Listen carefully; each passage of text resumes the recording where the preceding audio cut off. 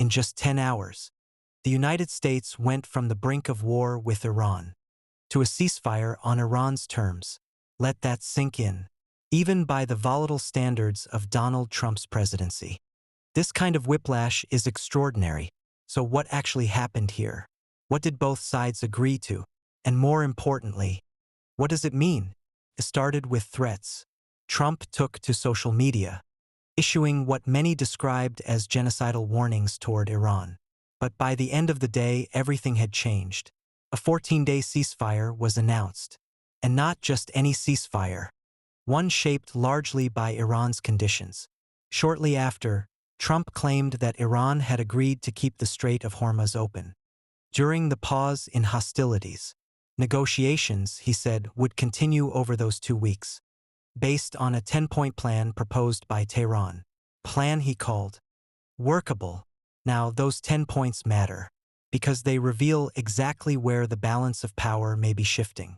Among them, a demand that the United States commit to non-aggression, recognition of Iran's control over the Strait of Hormuz, acceptance of Iran's right to enrich uranium, the removal of both primary and secondary sanctions, an end to UN and international nuclear restrictions, compensation for war damage, and even the withdrawal of U.S. combat forces from the region. Not all of these have been accepted, but that's not the point. The real story is that Iran's framework is now the foundation of the talks, and that alone marks a significant diplomatic win for Tehran. It goes further.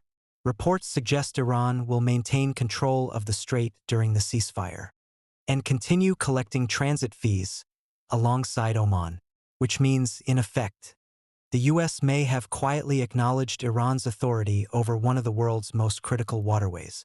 The implications are huge. This could allow Iran to rebuild economic ties with both Europe and Asia, countries that once traded heavily with Tehran, but pulled back under years of U.S. sanctions. And Iran's strategy here isn't just ideological. It's calculated, because continued Israeli strikes risk triggering a direct war between Israel and Iran, something that has already come dangerously close, more than once, since October 7th.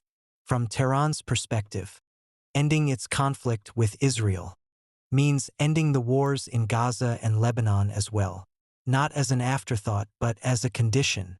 Now, upcoming talks in Islamabad could still fall apart. That risk is very real. But something fundamental has already changed. The use of force didn't work, and that failure has weakened the credibility of U.S. military threats. Washington can still make threats, but after a failed war, those threats don't carry the same weight. The U.S. is no longer dictating terms. Any agreement now will require real compromise, and that's where things get complicated, because real diplomacy requires patience, discipline, and a tolerance for uncertainty. Not exactly traits Trump is known for. It may also mean bringing in other global powers, especially China, to stabilize the process. But above all, everything depends on one question: can Trump restrain Israel from derailing the diplomatic track? So far, the signs aren't promising. Senior Israeli officials have already called this agreement the greatest political disaster in the country's history. In other words, this ceasefire is fragile, very fragile.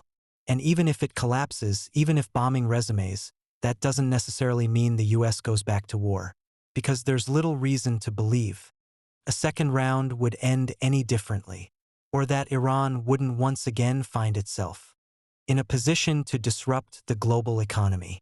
In that sense, Tehran may have already restored a level of deterrence. And there's one final point that shouldn't be overlooked.